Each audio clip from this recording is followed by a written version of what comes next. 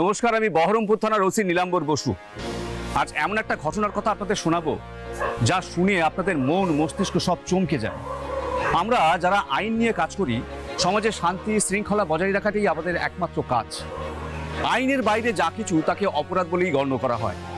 Criminal psychology অনুযায়ী অপরাধীর মন তৈরি হয় অপরাধের জন্য।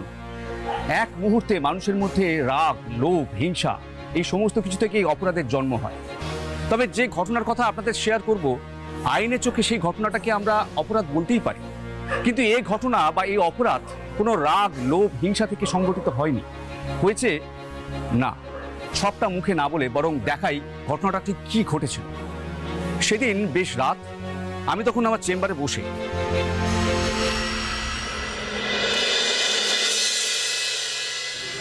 স্যার। ও, কোনো কিছু বলবে? স্যার, অনেক রাত হয়ে গেল, বাড়ি যাবেন না? হ্যাঁ, যাব।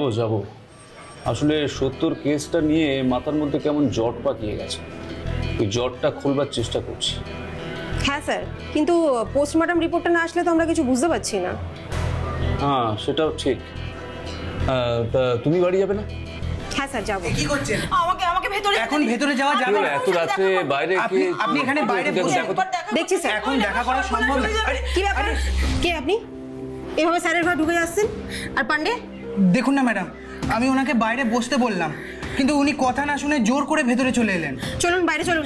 আমাকে একটিবার বড় বাবুর সাথে কথা বলতে দিন, নইলে আমার যে খুব সর্বনাশ হয়ে যাবে। একটিবার কথা বলতে দিন, দয়া করুন। কি হয়েছে নাকি? সমস্যাটা বলুন, নাহলে স্যারও কিছু করতে পারবেন না। চলুন বাইরে চলুন। না, আমি যাবার আর বড় বাবুকেই বলবো।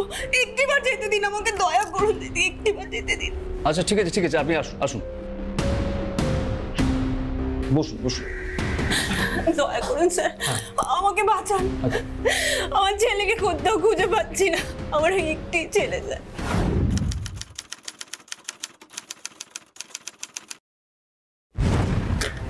আমরা গরিব মানুষ, লোকের বাড়ি কাজ করে খাই। ওর বাবা এখানে থাকে না, বাইরে রাজমিস্ত্রি কাজ করে। ওর ছেলেকে সন্ধ্যা থেকে আজ কোথাও খুঁজে পাচ্ছি না স্যার, ওকে খুঁজে দিন স্যার। আচ্ছা, ঠিক আছে, আপনি কান্নাকাটি না করে একটু ঠান্ডা মাথায় আমাকে বলুন কি হয়েছে। আমার ছেলে ক্লাস 4-এ পড়ে, আজ বিকেলে পড়তে গিয়েছিল আর ফেরেনি স্যার। এদিক ওদিক অনেক খুঁজেছি, কোথাও পাচ্ছি না স্যার। বাচ্চা ছেলে, ওই বাড়ি থেকে 2 গলি পরেই পড়তে যায়। আচ্ছা, তো ও কি একাই গিয়েছিল? মানে আপনি ওকে আনতে যাননি? না, ওই কখনো একা ফেরে, আবার কখনো দেরি হলে দিদিমণি বাড়ি অবধি পৌঁছে দিয়ে যায়। দিদিমণি? আচ্ছা, তো দিদিমণি বাড়িতে খোঁজ করেছিলেন? হ্যাঁ স্যার, ওই দিদিমণি বললেন যে ও তো পড়ে অনেকক্ষণ বাড়ি চলে গেছে। আর ছেলে আমার এদিক ওদিক একা কোথাও যায় না স্যার। আশেপাশে সব জায়গায় খুঁজেছি, কোথাও পাইনি স্যার। আমি এখন ওকে কোথায় খুঁজবো স্যার? ওকে খুঁজে দিই। ঠিক আছে, আপনি একটু শান্ত হন, আমরা নিশ্চয়ই খুঁজবো। তার আগে আমাকে বলুন তো যে আপনার ছেলের সঙ্গে শেষ কখন দেখা হয়েছিল আর কি কথা হয়েছিল? ওই তখন বিকেল, ছেলে আমার স্কুল থেকে ফিরল।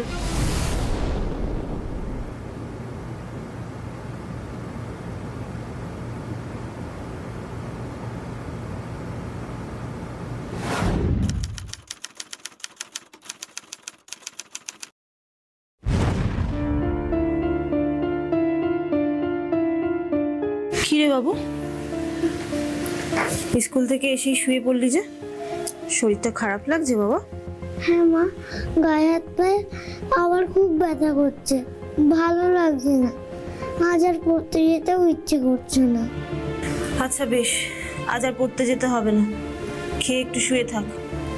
ডাক্তারবাবু যে ওষুধগুলো দিয়েছে সেগুলো তো খেতে হবে, না হলে যে গায়ে পায়ে আবার ব্যথা হবে বাবা। মা, ডাক্তারবাবুকে বলো না এর থেকেও একটু ভালো ওষুধ দিতে।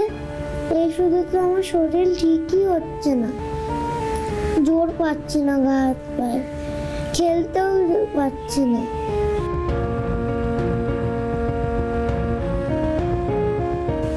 বলবো বাবা, নিশ্চয়ই বলবো। এবার ডাক্তারবাবুকে বলবো আরো ভালো ওষুধ দিতে, যাতে আমার বাবুর গায়ে হাত পায়ে আর একদম ব্যথা না হয়। কেমন?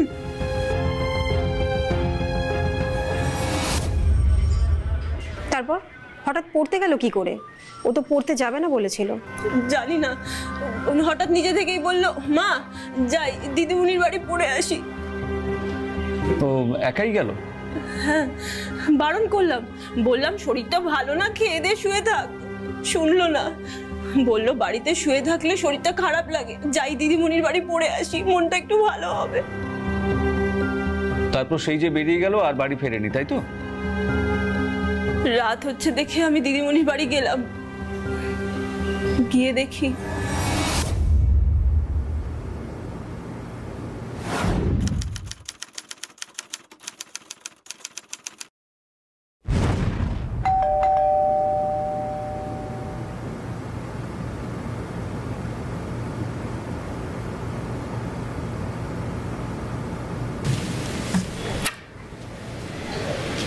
কি দিদি, এত রাতে তুমি? কিছু হয়েছে? কি হয়েছে? বাবু কোথায় গো? এখনো তো বাড়ি ফেরেনি। সে কি, ও তো অনেকক্ষণ আগে বেরিয়ে গেছে। কোথায় গেল বলো তো ছেলেটা? আচ্ছা কখন বেরিয়েছে গো? এখনো তো বাড়ি ফেরেনি। তাড়াতাড়ি বেরিয়ে গেল, পড়ছিল, হঠাৎ বললো শরীরটা ভালো লাগছে না, মাথাটা ব্যথা করছে। আমি আর জোর করিনি কিছু, আমি বললাম একা একা বাড়ি যেতে পারবি তো? তখন বললো হ্যাঁ ঠিক, বাড়ি চলে যাব। কি চিন্তা হচ্ছে বলো দেখি, রাস্তাঘাটে আবার কিছু হলো না তো? কোথায় খুঁজি এখন আমি ওকে, বলো তো? ভালো লাগে না।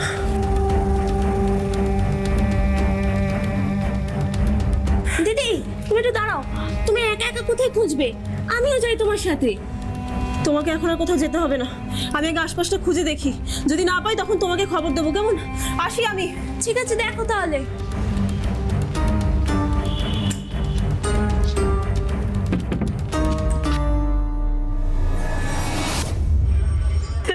তারপর কোথায় গেলেন খুঁজতে ছেলেকে?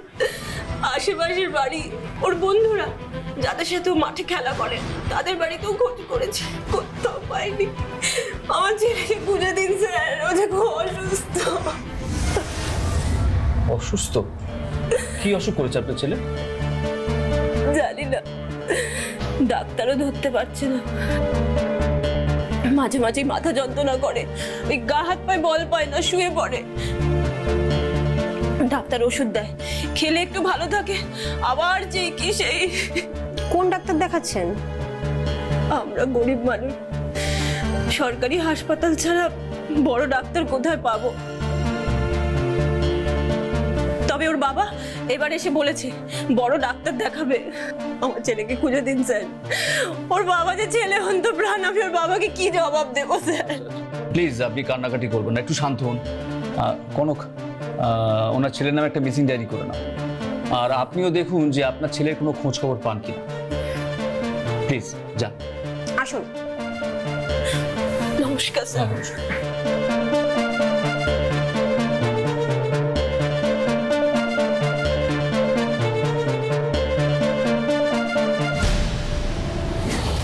এই ধরনের কেসে সাধারণত কিছু রুটিন তদন্ত চলে। পাড়ায় খোঁজ খবর করা বা বন্ধু বান্ধবের বাড়িতে খোঁজ খবর করা, উদ্দেশ্য একটাই, যদি কোনো ক্লু পাওয়া যায় বা যিনি নিখোঁজ হয়েছেন তিনি কিভাবে নিখোঁজ হলেন সেই সূত্র ধরে আমাদের খোঁজ করা চলে। এইসব সাধারণত করা হয়। তাছাড়া হাসপাতালের অ্যাক্সিডেন্টাল রেকর্ড অনুযায়ী খোঁজ করা, এইসব ছাড়া আমাদের এই মুহূর্তে কিচ্ছু করার থাকে না। বা নিখোঁজ দুর্ঘটনায় কোথাও আহত হয়েছেন কিনা বা কেউ তাকে অপহরণ করেছেন কিনা সেই সূত্র ধরে আমাদের খোঁজ করা চলে। যেখানে বিশেষত একজন 10 বছরের বাচ্চা নিখোঁজ হয়েছেন, তাই এক্ষেত্রে আমরা সেই পথেই এগোলাম।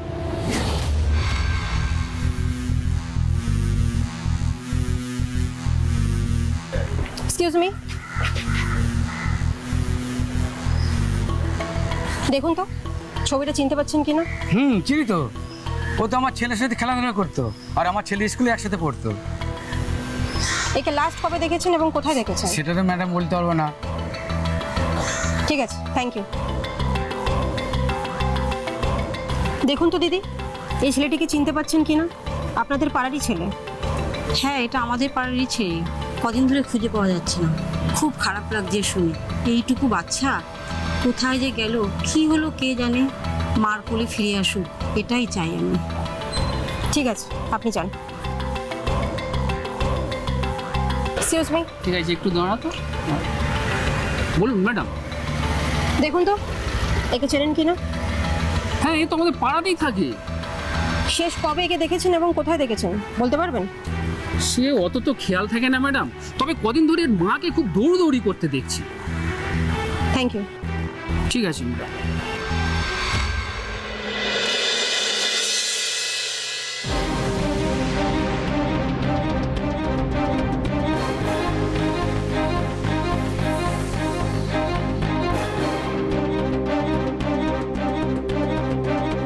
বলুন। দীপ আপনার কাছে পড়তো? হ্যাঁ, যেদিন ও নিখোঁজ হয়েছিল সেদিন তো আমার কাছ থেকেই পড়ে বাড়ি ফিরছিল। আচ্ছা, সেদিন আপনার ক্লাসে কি কি হয়েছিল একটু বলতে পারবেন? সেদিন একটু সন্ধে হতেই দীপ এসে হাজির। কিরে, হোমওয়ার্কগুলো করেছিস? হ্যাঁ না, হ্যাঁ, দেখা। কিরে দীপ, কেবল 3টে অঙ্ক করেছিস, বাকি দুটো করিসনি কেন? পারিনি দিদি, আর শুয়ে পড়েছিলাম, আবার গা হাত পা ব্যথা করছিল। সে কি, মাকে বলেছিলিস? হ্যাঁ তো, ডাক্তার কাকুর কাছেও গেছিলাম। ডাক্তার কাকু আর মা বলেছে আর কয়েকদিনের মধ্যেই ঠিক হয়ে যাব, খেলতেও যেতে পারবো। হ্যাঁ, নিয়ম করে মাঠে যাবি, যত খেলবি তত দেখবি শরীর ফিট হবে, নাহলে এভাবে পড়াশোনা করবে কি করে? জানো দিদি, এর পরের মাসে বাবা আসছে বাড়িতে, মা বলেছে আমরা বেড়াতে যাব। তাই? কোথায় বেড়াতে যাবি? আমাকে নিয়ে যাবি? তুমি যাবে? তাহলে তো খুব মজা হবে। আচ্ছা ঠিক আছে, এখন এই বাকি দুটো অঙ্ক চট করে ফেলতে দেখি।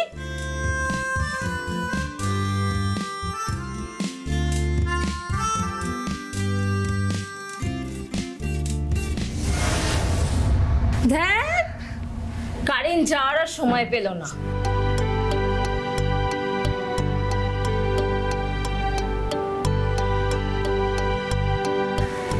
দাঁড়া, মোমবাতিটা নিয়ে আসি।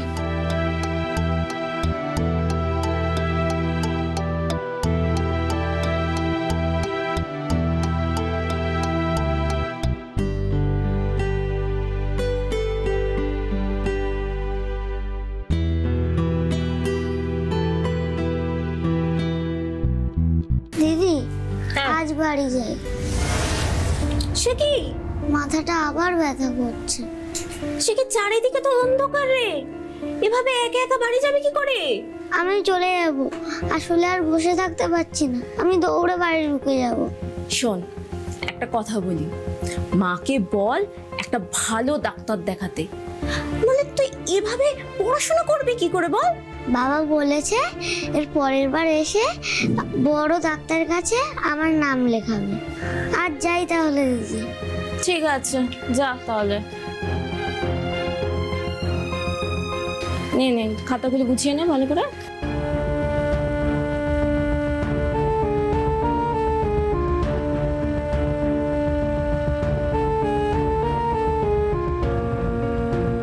সাবধানে যাবি, হ্যাঁ? চল, অন্ধকার আছে, সাবধানে যাবি। ঠিক আছে, আর হ্যাঁ ঠিক আছে, ঠিক আছে।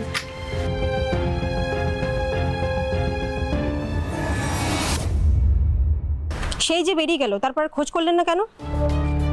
না, আর খোঁজ করা হয়নি, কিন্তু একটু রাত হতেই দীপের মা এসেছিল ওর খোঁজ করতে। তখনই জানতে পারলাম যে দীপ নাকি বাড়ি যায়নি। তো আমি বললাম চলুন দিদি, দুজনে মিলে খুঁজে একটু আশপাশটা ঘুরে দেখি। তো উনি বললেন যে না, দরকার নেই, উনি নিজেই খোঁজ করবেন, যদি না পায় তখন আমাকে জানাবে। বুঝতে তো পারছেন, বাচ্চা ছেলে এরকম ভাবে নিখোঁজ হয়ে যাওয়াটা কিন্তু একটা সহজ বিষয় নয়। আর ধরেই নি যদি অ্যাক্সিডেন্ট হয়েছিল তাহলে তো এতদিনে আমাদের কাছে খবর চলে আসতো, তাই না? শুনুন, আপনি এখন শহরের বাইরে যাবেন না যতক্ষণ না দীপের খোঁজ পাওয়া যাচ্ছে। ঠিক আছে।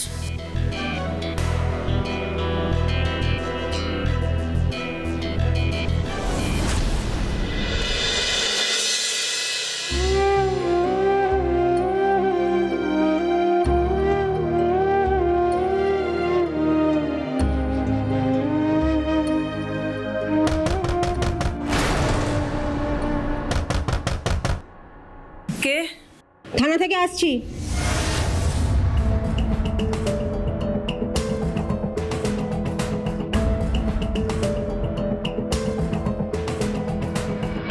আসুন ম্যাডাম, আসুন।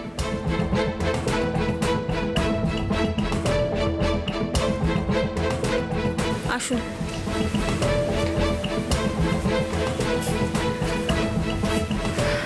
ম্যাডাম, ম্যাডাম আমার বাবুর কোনো খোঁজ পেলেন? কোথায় আছে?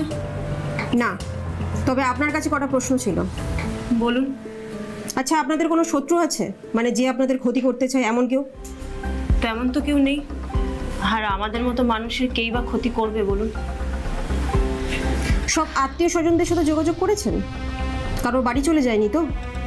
বাচ্চাদের খেয়াল তো কিছুই বোঝা যায় না আসলে। আত্মীয় বলতে তেমন তো কেউ নেই, আছে ওই আমার এক দিদি, খবর পেয়ে এখন সেই আমার কাছে এসে আছে, আর তেমন কেউ নেই।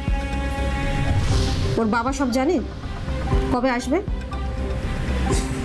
ওর বাবাকে জানিয়েছি, কিন্তু এক্ষুনি তো আসতে পারবে না, দিনমজুরের কাজ, দুমদাম করে কি ছুটি নিয়ে চলে আসা যায় বলুন?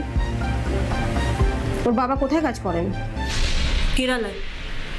ম্যাডাম, ম্যাডাম আমার বাবুকে খুঁজে দিন ম্যাডাম, দয়া করে খুঁজে দিন আমার বাবুকে। আপনি ধৈর্য ধরুন, নিশ্চয়ই আপনি দীপকে খুঁজে পাবেন। আমরা তাহলে আজ আসি।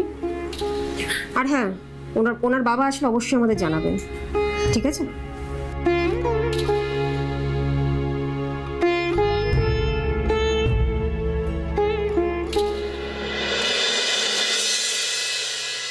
স্যার, কেসটা কিন্তু অনেকটা জটিল হয়ে যাচ্ছে, কোনো দিক থেকে আমরা কোনো ক্লু পাচ্ছি না। ওইটুকু একটা বাচ্চা ছেলে, সে হঠাৎ কিভাবে উধাও হয়ে যায় বলুন তো? ঠিকই বলছো তুমি।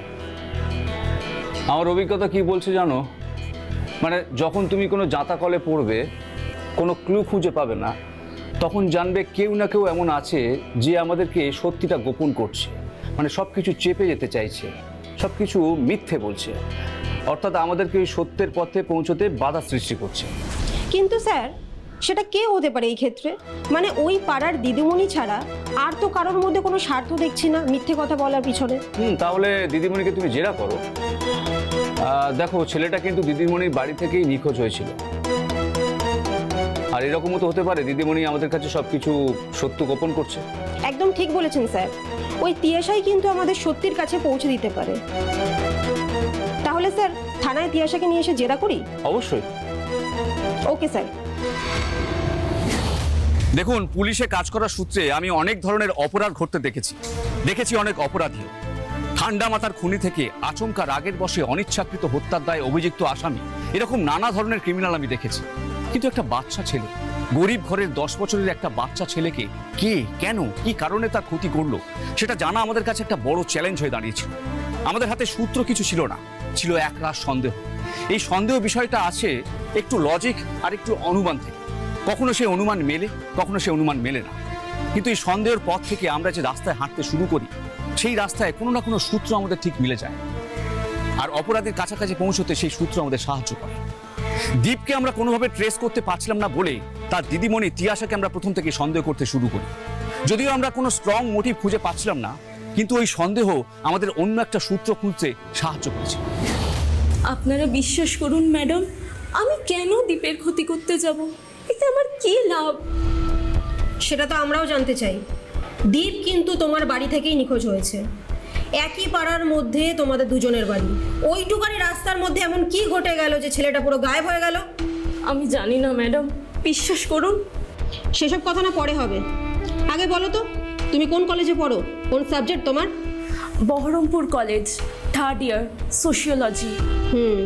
কোনো বয়ফ্রেন্ড আছে? হ্যাঁ আছে, কিন্তু ওকে এর মধ্যে প্লিজ টানবেন না। আসলে আমাদের দুজনের সম্পর্কের ব্যাপারে আমাদের বাড়িতে কেউ কিছু জানে না। আচ্ছা, তুমি আর তোমার বয়ফ্রেন্ড মিলে কিছু করোনি তো? দেখো, এখনো কিন্তু সময় আছে, সত্যি কথা বলো, না হলে কিন্তু তোমাদের অবস্থা খুব খারাপ হবে বলে রাখলাম। না না ম্যাডাম, দীপ যেমন পড়তে আসে তেমনই এসেছিল, হঠাৎ বাড়ি যাবে বলে বেরিয়ে গেল। এর বিষয়ে আমি আর কিছুই জানি না ম্যাডাম। আচ্ছা, একটা 10 বছরের ছেলে হঠাৎ বলল শরীর খারাপ লাগছে, বাড়ি যাব, লোডশেডিংয়ের সময়, পুরো রাস্তা অন্ধকার আর তুমি তাকে একা একা ছেড়ে দিলে, এটা আমাদের বিশ্বাস করতে হবে? সত্যি কথা বলতে আমিও এখন তাই ভাবছি। আমার ওকে সেদিন পৌঁছে দেওয়া উচিত ছিল, আমাকে ওর সাথে যাওয়া উচিত ছিল, কিন্তু হঠাৎ করে ও বলল বাড়ি যাবে, আর আমি কিছু জোরও করিনি। কিন্তু বিশ্বাস করুন, আমি যদি জানতাম ওর সাথে এমন ঘটনা ঘটবে, আমি কিছুতেই ওকে ছাড়তাম না। ওর বন্ধুদের মধ্যে কারোর সাথে ঝগড়া বা ঝামেলা হয়েছিল? ঝামেলা করার মতো দীপ ছেলেই না, খুব শান্ত ছেলে আর ক্রিকেট পাগল ছেলে। ওর তো বড় হয়ে স্বপ্ন ছিল ক্রিকেটার হওয়ার। এই তো কিছুদিন আগে আমাকে বলল ওর বাবা এসে নাকি ওর জন্য একটা বড় ব্যাট কিনে দেবে।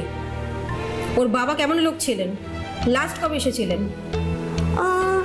তেমন কিছু বলতে পারবো না, কিন্তু এইটুকু জানি যে ওর বাবা কেরলে রাজমিস্ত্রির কাজ করেন, আর এই তো পরের মাসেই ওনার আসার কথা। কি পরের মাসে? ওনার বাবা তো কিছুদিন আগে এসেছিলেন, আবার নাকি কিছুদিন পরে আসবে শুনলাম। না না, আপনাদের কথা ভুল হচ্ছে। ওর বাবা যদি আসতো তাহলে দীপ আমাকে নিশ্চয়ই বলতো। ওর বাবার ব্যাপারটা তো খুব গন্ডগোলে লাগছে তাহলে। ম্যাডাম, আমাকে ছেড়ে দিন ম্যাডাম, আমি দীপের মিসিং এর ব্যাপারে কিছুই জানি না। সরি, আপনাকে ছাড়া যাবে না। যতক্ষণ না আমরা স্ট্রং প্রমাণ পাচ্ছি ততক্ষণ কিন্তু আপনাকে আমরা ছাড়তে পারবো না। আপনারা ওনাকে দেখুন। কি ব্যাপার কনক, হাল ছেড়ে দিলে নাকি? না স্যার, দ্বীপের পাড়ায় আমি বহুবার গেছি, ওখানকার লোকেদের সাথে কথাও বলেছি। আচ্ছা, তিয়াশাকে আমি ইন্ট্রোগেটও করেছি, কিন্তু স্যার জানেন একটা খটকা লেগেই রয়েছে আমার মনে। খটকা? দেখো কনক, কেসটা কিন্তু কিডন্যাপের কেস নয়। কিডন্যাপ হলে ফোন আসতো, মাইন্ডেড আজ 3 দিন হয়ে গেছে, একটা ফোন আসেনি। সেটাই তো আমার চিন্তার বিষয় স্যার। এদিকে ছেলে গায়েব, অথচ বাবার কোনো পাত্তা নেই, আর মা বলছে যে বাবা নাকি কিছুদিনের মধ্যে আসবে। আর যে ফোন নাম্বারটা দেওয়া হয়েছে সেই ফোনে তো কোনো অস্তিত্বই নেই। আচ্ছা বলুন তো স্যার, একজন স্ত্রী তার স্বামীর নাম্বার কি করে ভুল দিতে পারে? সে কি? হ্যাঁ স্যার, এই গোলক ধাঁধার মধ্যেই না আমরা ফেসে রয়েছি। আমি তিয়াশাকে অ্যারেস্ট করেছি ঠিকই, কিন্তু খুন হওয়া বা গুম হওয়ার পিছনে কিন্তু আমি কোনো রকম মোটিভ দেখতে পাচ্ছি না স্যার। স্যার আমার মনে হয় আপনাকে ওই এলাকায় গিয়ে একবার সরেজমিন করাটাই বেটার হবে, কারণ এটাও তো হতে পারে যে আপনি এমন কিছু ক্লু পাবেন যেটা হয়তো আমি দেখতে পাচ্ছি না, তাই না? বলছো? হ্যাঁ, এটা ঠিক যে পায়ের ছাপ দেখে তো আর ছেলে খুঁজে পাওয়া যাবে না। হ্যাঁ বেশ, তাহলে আমাদের ওখানে গিয়ে স্থানীয় লোকজনদের সঙ্গে কথা বলে একটা না একটা ক্লু খুঁজে বার করতেই হবে। হ্যাঁ স্যার, চলুন তাহলে। চল।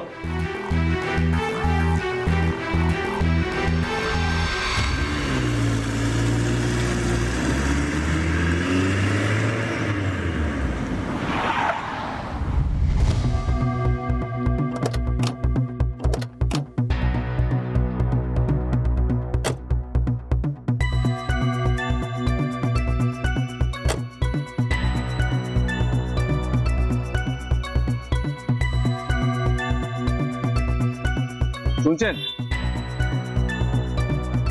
আচ্ছা, যে ছেলেটা কদিন আগে নিখোঁজ হয়েছে ওর বাবার সম্পর্কে কিছু বলতে পারবেন?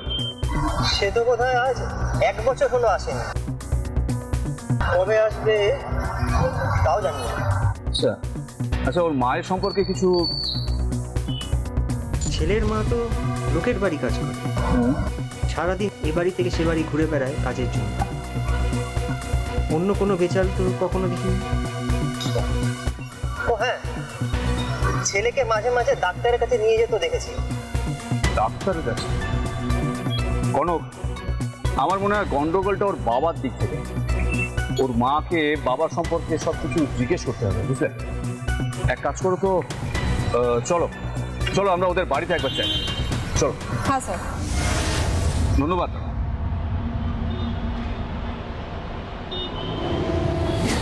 কথায় বলে যে কোনো মানুষের সব থেকে বড় আশ্রয় হচ্ছে তার পরিবার। সমাজে লড়াই করতে করতে যখন সে ক্লান্ত হয়ে পড়ে, যখন তার বিশ্রামের প্রয়োজন হয়, তখন প্রয়োজন হয় তার পরিবারকে, তার বাবা মাকে। আসলে সেটাই সব থেকে বড় আশ্রয়। কিন্তু সব থেকে বড় অবাকা সেই যার কোনো আশ্রয় নেই, ছোটবেলা থেকে যে আশ্রয়হীন। আমি এই অপরাধের কেস ঘাঁটতে ঘাঁটতে লক্ষ্য করেছি এই সব মানুষ যাদের আশ্রয় নেই, ছোটবেলা থেকে যারা আশ্রয়হীন, তারা এই রাস্তায় ঘুরতে ঘুরতে মনে মনে কোনো আশ্রয়েরই খোঁজ করে। অনেকেই আছে এইসব মানুষগুলোকে ভুল দিকে নিশানা দেখায়, আর নিশ্চিন্তে আশ্রয় খোঁজা মানুষগুলো বিচার বিবেচনা না করে ভুল পথেই পা বাড়ায়। এই ঘটনায় দীপ হয়তো এমন কোনো আশ্রয়ের খোঁজ করেছিল, কিন্তু দোষ তো দীপের নয়, দোষ তার ভাগ্যে। দীপের পাড়ার লোকজনের সঙ্গে কথা বলে যা বুঝলাম, দীপের বাবা মায়ের সম্পর্কের খোঁজ করাটা খুব জরুরি। যতবারই দীপের খোঁজ করতে গিয়ে ধাক্কা খেয়েছি, বাধা পেয়েছি, ততবারই তার বাবা মায়ের আভ্যন্তরীণ সম্পর্কের জটিলতা প্রকাশ পেয়েছে। তাই তার মায়ের কাছে গেলাম আরেকবার কথা বলতে।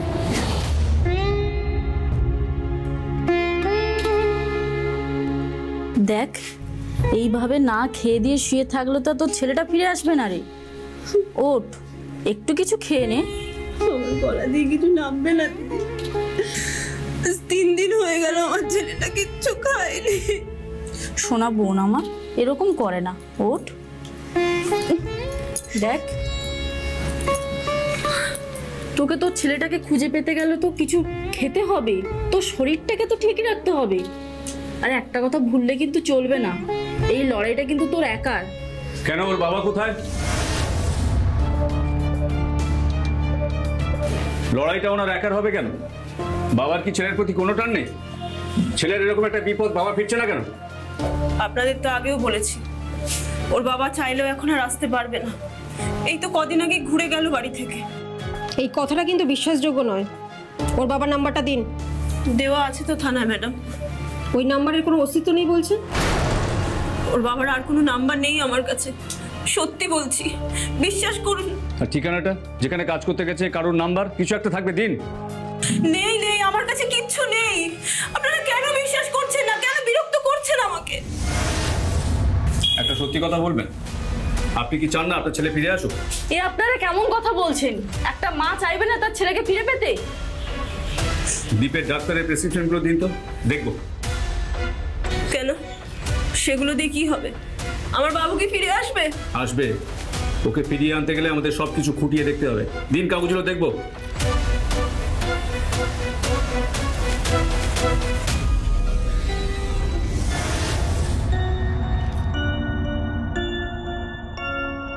স্যার, আমার কিন্তু এখন দীপের মাকে খুব সন্দেহ মনে হচ্ছে।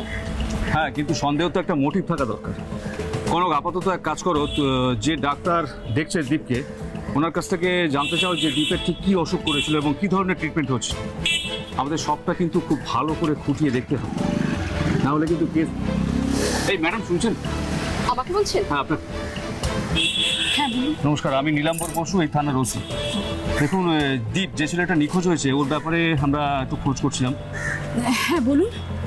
দীপ যেদিন সন্ধ্যেবেলা নিখোঁজ হয়েছিল, আপনি কি দীপকে দেখেছিলেন? সন্ধেবেলা? না, সন্ধেবেলা দেখিনি, তবে ওর মায়ের সাথে দেখা হয়েছিল, কথাও হয়েছিল। দীপকেও দিদিমণি বাড়ির থেকে আনতে যাচ্ছিল যখন। হোয়াট? উনি দীপকে আনতে যাচ্ছিলেন? হ্যাঁ, না মানে আমাকে তো তাই বললো তখন। কি গো, ভর সন্ধ্যেবেলা হন্তদন্ত হয়ে কোথায় যাচ্ছ? ওই বাবু গেছে ওর পড়া দিদির বাড়ি, ওকে আনতে যাচ্ছি। ওই অন্ধকার হলে আমি গিয়ে নিয়ে আসি। ওর শরীরটা কেমন আছে? তোমার ছেলে তো সব সময় শুধু ভোগে, ওকে দেখলে না সত্যি খুব মায়া হয়। আর ভুগবে না গো, এবার সব ঠিক হয়ে যাবে, দেখো। হ্যাঁ মানে? ওই বড় ডাক্তার দেখাচ্ছি তো, এবার সব ঠিক হয়ে যাবে। আসি গো, ওইদিকে আবার দেরি হয়ে যাচ্ছে তো, আসি। হ্যাঁ, ব্যাস, তারপরে শুনলাম ছেলেটা নাকি নিখোঁজ হয়ে গেছে। ইয়েস, থ্যাংক ইউ ম্যাডাম, আপনি বড় উপকার করলেন। ঠিক আছে, আপনি আসুন। স্যার, এবার আমি স্যাঙ্গুইন। দীপের মা নিশ্চয়ই আমাদের কাছ থেকে কিছু একটা লুকাচ্ছে। কিন্তু কি লুকোচ্ছে সেটা আমাদের খুঁজে বার করতে হবে। কোনো চলো, আপাতত আমরা থানায় যাই, ওখানে একটু আলোচনা করার দরকার আছে তোমাকে নিয়ে। চলো। হ্যাঁ স্যার।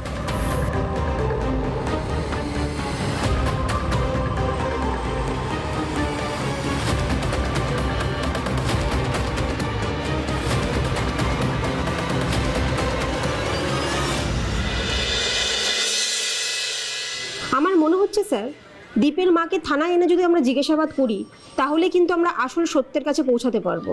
কারণ দীপের মা আমাদের গোলক ধাঁধার মধ্যে ঘুরিয়ে যাচ্ছে। তা জিজ্ঞাসাবাদ করো, অসুবিধে কি আছে? কিন্তু চারদিকটা ভালো করে জেনে নেওয়াটা আমাদের মনে হয় খুব একটা। আচ্ছা, বাই দ্য ওয়ে, তুমি ওই প্রেসক্রিপশনটার কথা কি জানতে পারলে? হ্যাঁ স্যার, পাঠিয়েছি, আমাকে জানাবে বললো। বাহ, ভেরি গুড।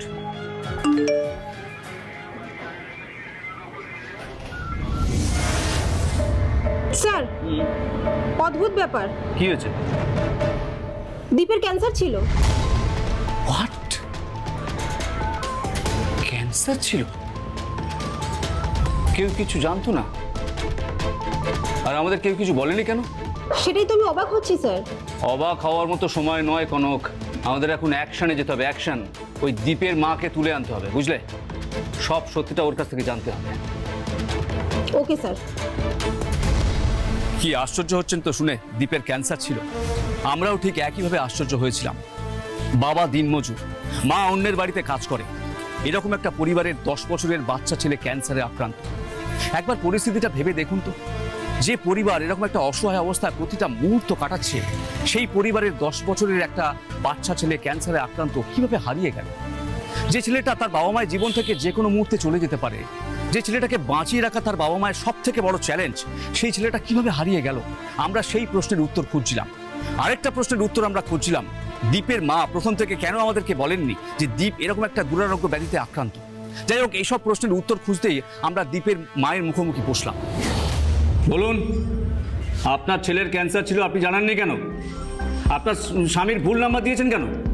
কেন আমাদেরকে ভুল পথে চালাচ্ছেন? বলুন বলুন, মুখ খুলুন। আপনার পেট থেকে কি করে কথা বার করতে হয় সেটা কিন্তু আমরা খুব ভালো মতনই জানি।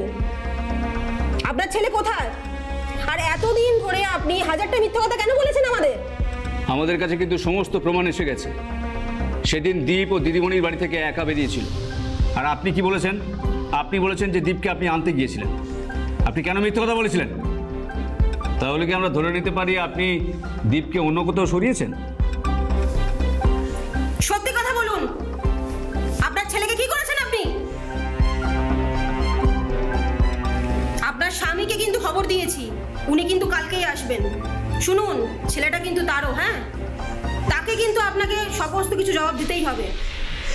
কে কে আসবে? কে? না না না না, ও কেন আসবে? হ্যাঁ, ও কেন আসবে? ও কি বলবে? আপনার স্বামীকে আমরা কিন্তু খবর দিয়েছি। যেটা শুনলাম, আপনাদের দুজনের মধ্যে নাকি কোনো সম্পর্কই নেই। আর উনি তো জানেই না যে দীপ নিখোঁজ হয়েছে। দেখুন, কালকে যখন উনি আসবেন তখন কিন্তু সমস্ত কথা জিজ্ঞেস করবে, আর আপনাকে কিন্তু উত্তর দিতে হবে। আমি মেরে ফেলেছি আমার ছেলেকে। এই হাত দুটো দিয়ে আমি ওকে শেষ করে ফেলেছি। আমি ওকে শান্তি দিয়েছি। But why? আমার ছেলের যে কঠিন অসুখ স্যার, যা সারবে না আর কোনোদিন। ডাক্তার বলেছে 4 নম্বর স্টেজ, আর 6 মাস, বড় জোর 1 বছরও বাঁচবে। ওর বাবার সাথে আমাদের সম্পর্ক নিয়ে আজ 1 বছর হলো। আমি ছেলেকে নিয়ে বাঁচবো ভেবেছিলাম। ওকে মানুষ করতে যা যা করতে হয় সব করতে রাজি ছিলাম। কিন্তু আমার ছেলে যে দিন দিন নিস্তেজ হয়ে যাচ্ছিল স্যার। ওর তখনও কি অসুখ আমি জানতাম না।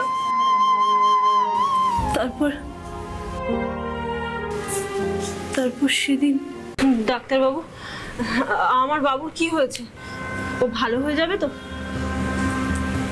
ওর বাবা কোথায়? কেন? ওর বাবা কেন? আপনি আমাকে বলুন না। আমি ওর সব, আমি জন্য সব করি, ওর যা যা লাগে সব আপনি আমাকে বলুন। ও বুঝেছি। তাহলে আমি আর কি করতে পারি বলুন? আপনি একটু মনটা শক্ত করে যা সত্যি কথাগুলো সব শুনুন। কি সত্যি কথা ডাক্তারবাবু? দীপের ক্যান্সার হয়েছে, একেবারে লাস্ট স্টেজ। আমরা এখানে চিকিৎসা চালিয়ে যেতে পারি, তাতে কতদিন টানতে পারবো ঠিক বলতে পারছি না।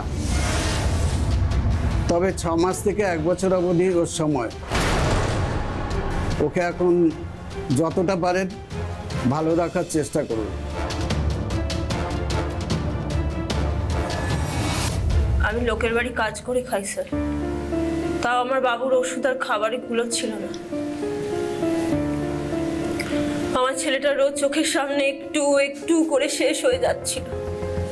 তাই সেদিন বাড়ি ফেরার পর ঠিক করলাম আমি ওকে চিরতরে শান্তি দিয়ে দেবো স্যার, যাতে ওকে ওষুধের অভাবে আর একটা দিনও কষ্ট পেতে না হয়। তারপর তারপর তারপর ঠিক করলাম যখন অন্ধকার নেমে আসবে, আশেপাশে কেউ থাকবে না, তখনই আমি ওকে খাবারের সাথে বিষ মিশিয়ে ঘুম পাড়িয়ে মাটির তলায় চাপা দিয়ে দেব।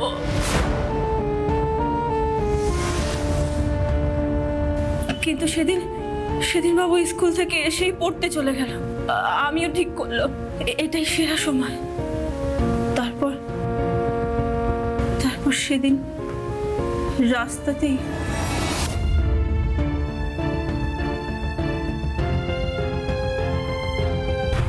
বাবু, হে বাবু। মা তুমি এখানে? তোর জন্যই অপেক্ষা করছি বাবা। এই দেখ তোর জন্য কি এনেছি, দেখ। চিপস? মা তুমি খুব ভালো, কিন্তু ডাক্তার বাবু যে আমাকে এসব খেতে এখন বারণ করেছে। আজ খেয়ে নে বাবা, আর তোকে কখনো কেউ কিচ্ছু খেতে মানা করবে, তবে তার সাথে একটা ওষুধও খেতে হবে কিন্তু। এটা কি ওষুধ? এই ওষুধ তো আগে কখনো খাইনি। এটাই তো সেই নতুন ওষুধ বাবা, এটা শেষবারের মতো খেয়ে নে, আর তোকে কখনো কেউ ওষুধ খেতে বলবে না। আয় আমরা ওখানে গিয়ে খাই, আয় চ। ব্যাগটা খোল, দে নে, আগে এই ওষুধটা খেয়ে নে তো।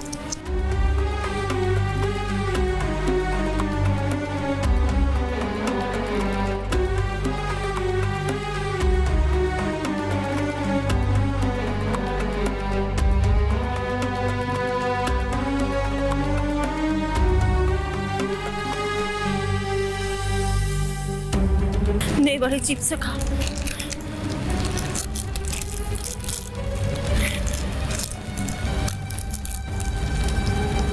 খা বাবা।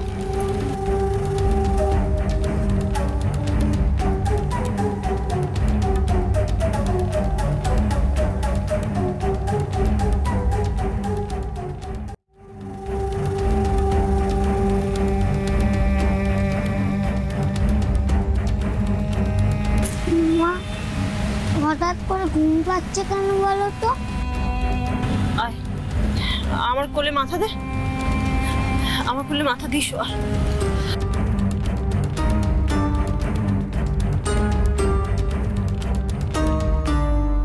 দিনের শেষে ঘুমের দেশে আয় ঘুম, আয় ঘুম পড়ি তোর পায়ে পড়ি, সোনার চোখে আয়। খোকা আমার সোনার পুতুল বায়না ধরেছে, চাঁদের দেশে যাবে বলে রকেট কিনেছে। ঘুমের দেশে ঘুমের পড়ি, খোকার চোখে আয়। ঘুম পড়ি তোর পায়ে পড়ি, খোকার চোখে আয়।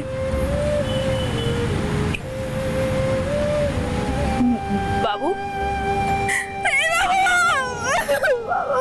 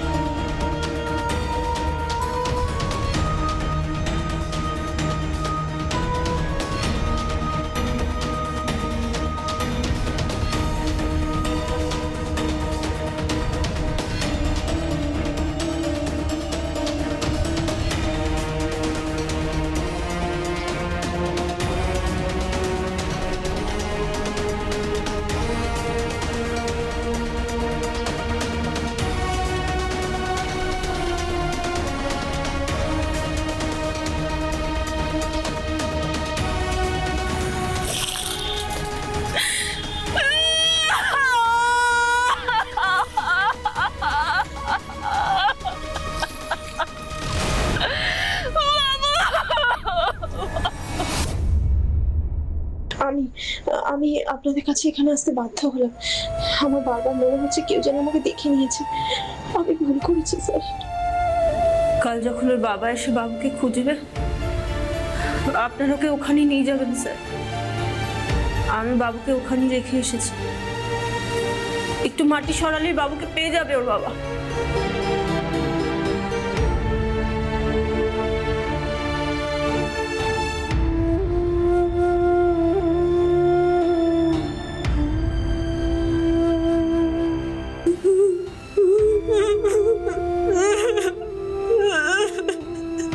বুঝলে কনক, যদি পুলিশ না হতাম তাহলে জানতেই পারতাম না মায়ের এমনও রূপ হয়। আমিও তো অবাক হচ্ছি স্যার। আমি বিশ্বাসই করতে পারছি না যে একজন মা তার সন্তানের সাথে এমন করতে পারে। দারিদ্রতা শুধু অভাব তৈরি করে না, মানুষকে মানুষ হিসেবে বাঁচার সুযোগটুকুও কেড়ে নেয়। আজকের যে মায়ের কাহিনী আপনারা দেখলেন, সে মা কি সত্যিই অপরাধী? হ্যাঁ, আইনের চোখে হয়তো তিনি অপরাধী, কিন্তু একবার বিবেক দিয়ে ওই মায়ের কথা ভাবুন না। কত কষ্ট, কত যন্ত্রণা পেলে তবে একজন মা ওই সন্তানের মুক্তি কামনা করে, শান্তি কামনা করে। এই ছিল আজকের কাহিনী। আশা করি এই ঘটনা আপনাদের মনকে ভীষণভাবে নাড়া দিয়েছে, আমাদের। আজ তবে এইটুকু থাক। আবার কোনো না কোনো শিহরণকারী ঘটনা নিয়ে আপনাদের সামনে হাজির হব। নমস্কার।